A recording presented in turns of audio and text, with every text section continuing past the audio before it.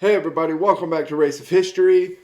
We're going to do something a little bit different today. I'm going to get into essentially the invasion of Russia into Ukraine. Okay, so to start off with, going into this conflict, Vladimir Putin had this long speech that he gave on Russian state television, right? Where he talked about some things that were relevant in the modern lens. Included in that were the idea of NATO's expansion eastward, which NATO is the the military group that was started to defend against the Soviet Union after World War II, right? So NATO came together, and then you had the Eastern Bloc countries come together, and they were sort of in response to each other, right? Or in response to the potential aggression of the other. So Putin has this long speech where he talks about NATO expanding eastward towards Russia, getting closer and closer to Russia, having the ability to put missiles very close to the Russian border. And some of those things made sense, right? Some of those things were, you could say, legitimate grievances for any particular world power. The other part of the speech, which was, if you watched it, a pretty long and rambling speech, was a weird mix of Russian history and almost like mythological Russian national identity. And you saw this a little bit with other former nationalist powers, right? Where they have a mix of what is real history and what is not. What is some other thing that's like a weird contortion of history, right? But he talks about the fall of the Russian Empire, how giving away territory was the worst mistake that Russia has made. And he's talked about this before. This is not the first time he's referenced it. But it's important in this moment because of the invasion of the Ukraine, because essentially what his speech was saying was that Ukraine as an independent nation is illegitimate. It shouldn't exist. It should essentially be part of Russia. It's historically Russian, it's ethnically Russian, which we could, we can get into that, but that Russia basically built it up and then just let it go, and that was a huge mistake and should not have been done, right? So that was the speech by Vladimir Putin going into the invasion of the Ukraine. This has led to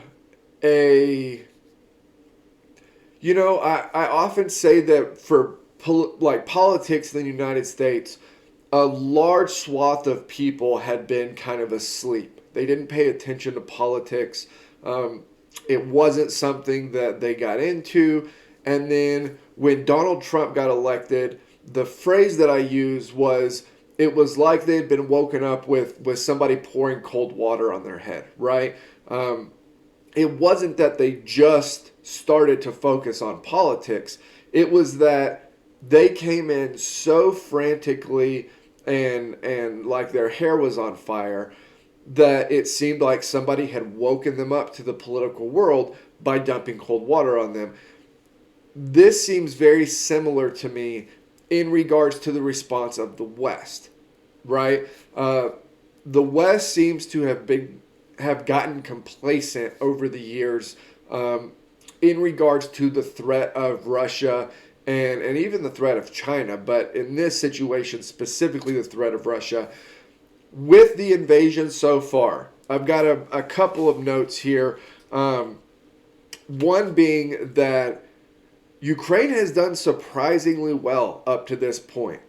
Um, there have been multiple occasions of the Russians taking a strategic checkpoint or an airstrip or something of that nature, and then the Ukrainians counterattacking and retaking it.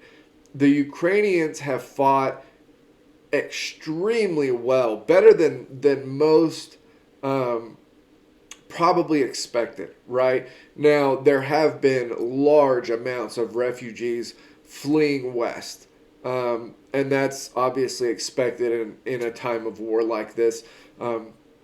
But there have been a lot of Ukrainians that have stayed and taken up arms, and up to this point, they have military weapons coming in from the West and a large amount of manpower that it has been willing to fight. And because of that, the daily objectives for Russia have been really struggling to be met, right? I'm somebody who is just naturally kind of skeptical of Western intelligence.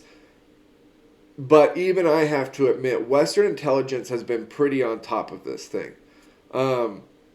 And Western intelligence, as of this point, has said not only that this has been a harder, more drug out fight than Russia expected, but that also it's probably about to escalate significantly, right? Because because it has been such a hard fight, because Russia has not hit the objectives that it wanted to hit as quickly as it wanted to hit them, because they have had a bunch of planes shot down, they have had a bunch of casualties, they even have a bunch of POWs, which from the last time I checked, there were actually a couple of pretty high-ranking Russian POWs that were in Ukrainian custody. So the Western intelligence has said, okay, with all that being said, Russia basically has two options here. They can back out with their tail between their legs because this was not what they expected, or they can massively push forces into the nation and try to just overwhelm it. It is going to be hard for the Ukraine to keep cities from being taken, right? Kyiv, Kharkiv, places like that. It is going to be hard for Ukraine to keep the Russians out. However, it is going to be as hard for the Russians to maintain those positions. As you take ground in a nation, it becomes a question of insurgencies, right? It is very hard. I mean, we've talked about this with the Napoleonic Wars, even with wars that have gone into Russia. Once you have the domestic population behind you, once you've taken area, move the line forward, but there are still domestic, the domestic population is still spread out in the area you've taken. That's a very dangerous situation because there's a lot of potential hostiles that are now in your rear. And so it's a precarious situation, and I think all in all, Russia has probably bitten off more than they intended to here. I think they were expecting far more pro-Russian sentiment in the Ukraine than what they have gotten. And up to this point, it has been the total opposite. Not only has it not been a passive acceptance, it has been an outright refusal to lay down arms by the Ukrainians, right? With all this being said, with the way things are and with the invasion going forward, what has been the response of the world and specifically the West, right? Well, going back to that analogy of pouring cold water on somebody to wake them up. I think that's what's happened here. I think the geopolitical situation for the EU, for NATO, for the US has been one in which they were lulled to sleep, right? And there was this overarching idea that if you intertwined Russia into the West enough, that they would become more democratic, they would become less authoritarian, and therefore less aggressive over time, right?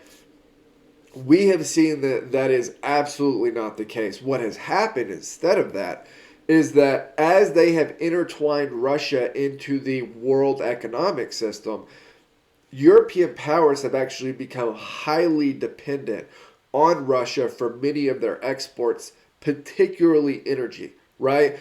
One of the responses of the West has been sanctions, right? Sanctions of people, sanctions of banks, of goods, but the what is considered the quote unquote nuclear options of sanctions is removing Russia from SWIFT, right? SWIFT is essentially the way that the international banking system talks to each other, right? It makes trade and exchange from country to country a lot easier, a lot quicker. Um, I was listening to, oh, I can't remember who it was. Somebody earlier used the example of WhatsApp for finance. That is a pretty good example of what Swift is. It's not that you can't trade and exchange goods and be a part of the global economy if you aren't on Swift. It's like you're trying to give somebody a message and you've been disconnected from the internet. You can still give the person the message. It's just a lot more time consuming and complicated, right? It takes a lot more effort to do so. However, because of the way in which the West has interwoven itself with Russia in economics, they have become highly dependent on particular Russian exports, specifically energy, right? And so if you remove Russia from SWIFT, it becomes much more difficult to export energy for Russia. That then will hurt the domestic economies of a lot of the European countries. And as of this point, that seems like something they are just not willing to do, right? Long term, though, I think this has totally shifted the geopolitical lens and tone of the West. Like I said, I think the West had gotten lulled to sleep in large part because of this uh, intertwined system with places like Russia. And this has woken them up, right? You have already seen European countries shift and they're spending more going forward on defense budgets and the military. This is something that, you know, military budgets have been stagnant in Europe for a long time.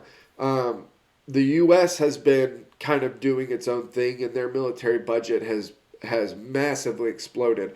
But there has kind of been this idea that like there's no real enemy to fight, right? And I think this has totally removed the wool from the eyes of the European countries and the U.S.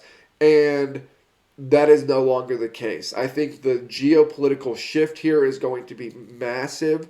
Um, you will have decades of uh, kind of détente going out the window, right? It is going to be a much more uh, aggressive, militarily expansive climate that we are about to get into here, which depending on where you sit on this situation, can either be a really good thing or it can be a really bad thing. It just kind of depends on how you look at it.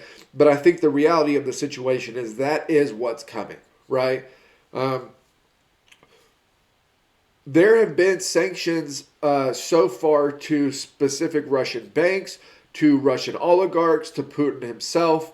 Um, it's not as if there haven't been any sanctions, but the European countries have basically been trying to carve out whatever their domestic economy needs from Russia, right? Um, so you have luxury goods from one country, you have diamonds from one country, you have energy from one country. Like it's everybody's trying to carve out and protect their domestic economy. So in the short term, I'm not sure how far NATO or the West is really going to be willing to go, right? And I think that was the strategic thought process from Putin here going into it. Nobody's economy is doing great on the, having gone through the pandemic, having countries that drastically pulled back in production. Nobody's economy is on great footing right now. And I think Putin saw that as an opportunity. He saw that the West was in no position to really destroy the Russian economy through something like energy, which the last time I looked, I think it made up almost 30% of Russia's overall GDP. Um, and that's massive, right? That's something that really could destroy an economy. But the West isn't willing to do it because they would be destroying their own domestic economy if they did it. So, yes, you would get what you wanted with Russia, but you would be basically committing economic suicide in order to do it, right? With regards to where this kind of goes in the short term, I think the Ukrainians have, you've seen the Klitschko brothers are over there fighting. At least from the last thing that I've seen, Zelensky has been, man, I can't I can't talk highly enough about the way Zelensky has handled this from the Ukrainian side. Um, I got to be honest. I don't know of any Western leaders that would handle situations like he has so far. Um, I think he's done really well. I think his response has been a big part of why the Ukrainian response has been as strong as it has been. He has been just so, uh, you know, he's been so powerful in his handling of this situation. Because of the pushback that Russia has gotten from the Ukrainians, you saw that they called on they called on Kazakhstan, and Kazakhstan said no. In fact, the last thing that I had read said that when the Russians sent an envoy to try to get Kazakhstan on board, uh, the Kazakhstan leader left the country. Right, he didn't even want to sit down and talk to him. Um, there have been, obviously Belarus is involved. You have the Chechens that are coming in. Um, it looks like it could get really rough really quick. There have already been war crimes committed. There are instances of Russian soldiers that have dressed in Ukrainian clothes or Ukrainian soldiers' clothes that have gotten Ukrainian flags that have basically pretended to be Ukrainian and tried to infiltrate that way. Um, there have been war crimes on that side of it committed. There have been residential civilian centers that have been hit by guided missile attacks, which the argument there from the other side would be we just missed our target. It's hard to say one way or the other. If that is the case and they've missed their target, Russian guided missile systems are garbage. right? If it's that bad, then they're all just then Russia definitely bit off more than it could chew here.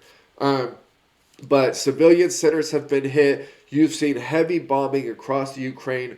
Um, you've seen Kiev, Kharkov. You've seen forces coming up from the south from Crimea, which I think the forces in the south could be potentially the most dangerous.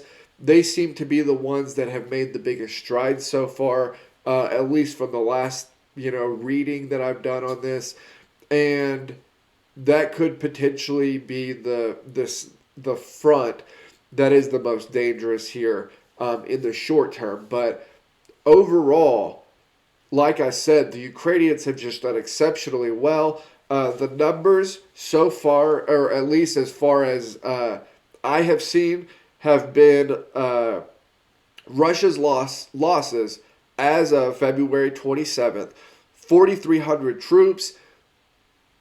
That's hard to pinpoint, right? There are a lot of things that can happen in war, including uh, multiple shootings of the same target, right? That get counted as double kills.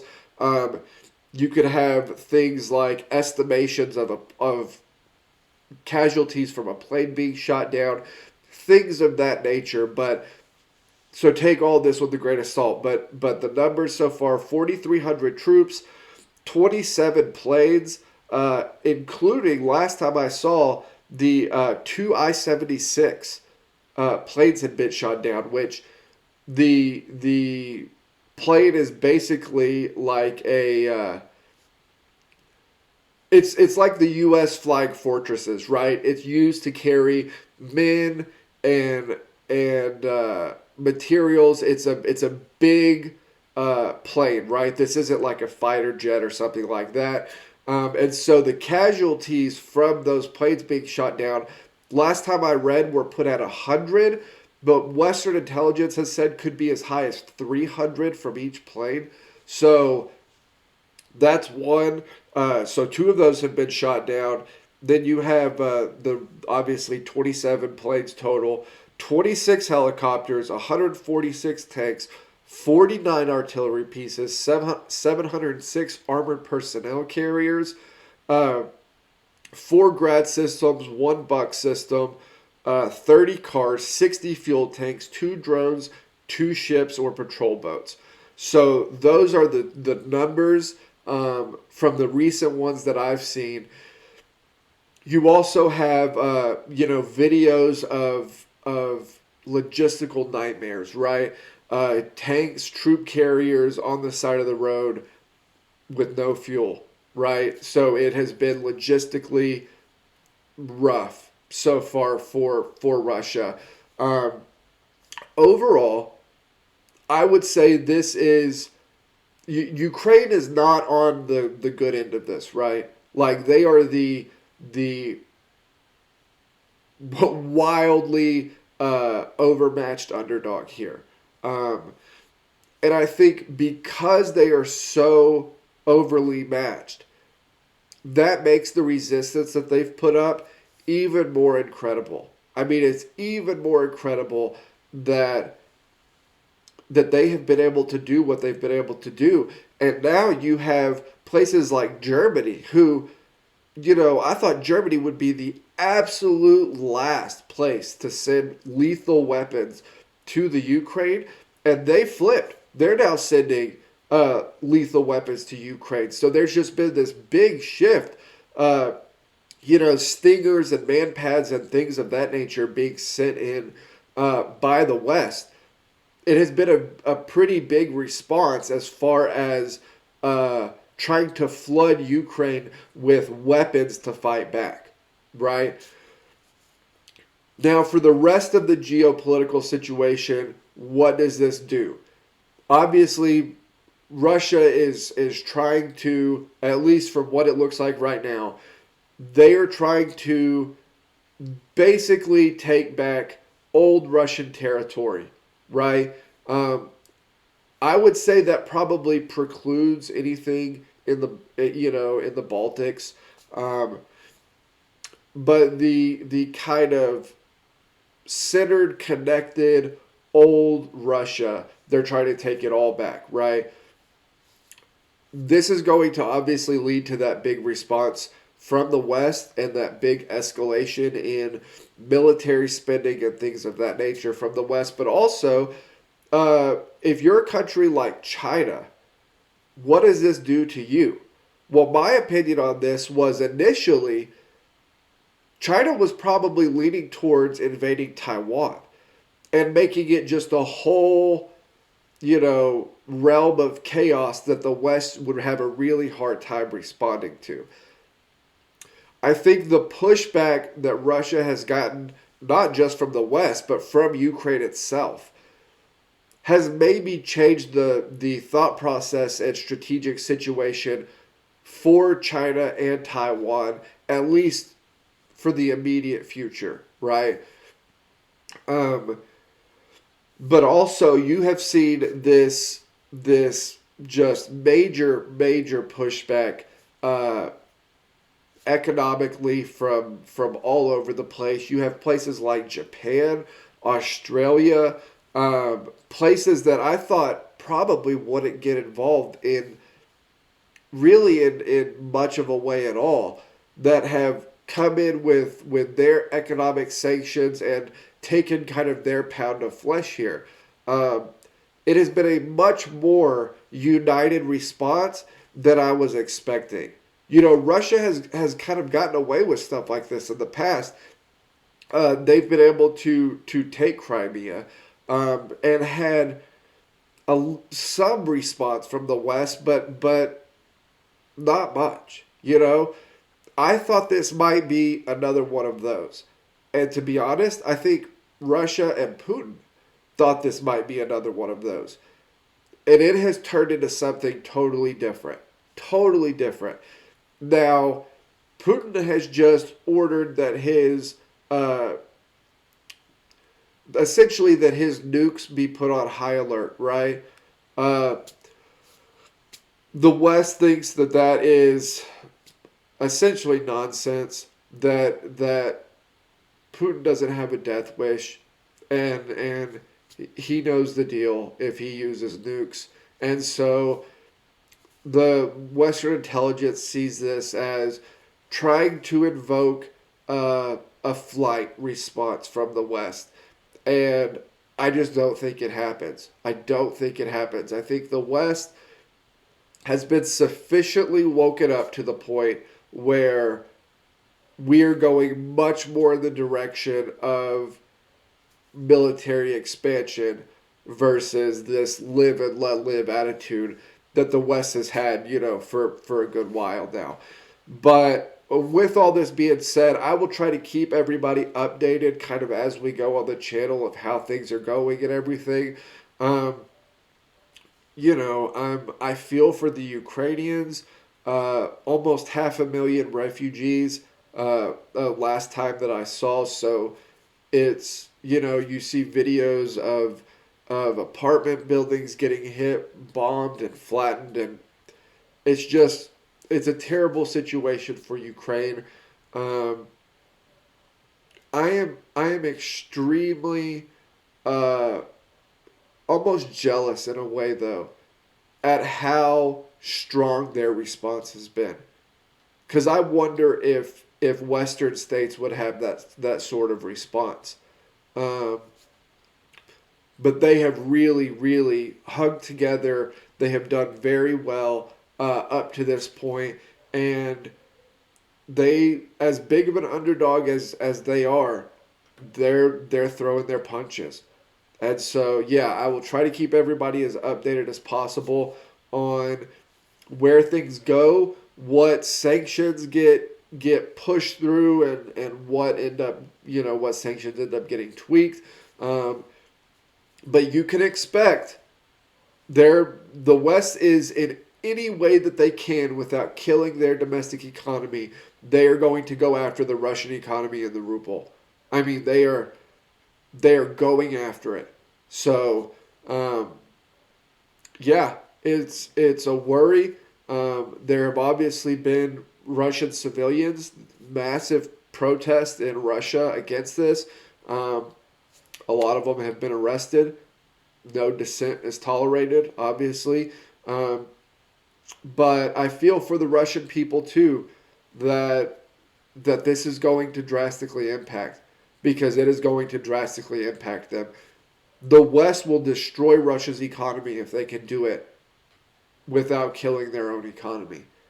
And so when half of the world is looking at you trying to, you know, get economists and business leaders in to determine how they can destroy you economically, that's rough, and that'll have a big impact not just on the leaders of Russia but on the civilian populace as well.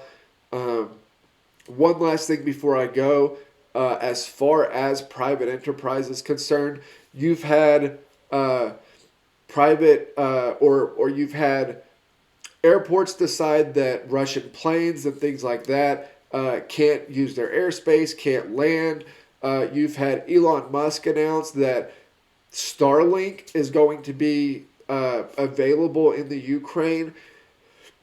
You've had a pretty big response overall. Much bigger of a response and much more unified, even with the bickering that drives me nuts and the dependence of the West that has gone on for far too long. Um, the reality is evident to everybody now. And so the response has been better than I expected. And like I said, I feel for the people involved. I hope this conflict can come to a quick end. Um, I hope that Ukraine can keep their independence. Like I hope Ukraine can. We talk all the time on this channel about um, countries that have been dominated historically. We just did the history of Poland. Um, I hope Ukraine can keep their sovereignty. I hope Ukraine can keep their independence. And right now, they're fighting like hell for it. So, like I said, I'll keep you guys updated. As always, like, comment, subscribe. Help me keep building the channel over here. I will see you all next time.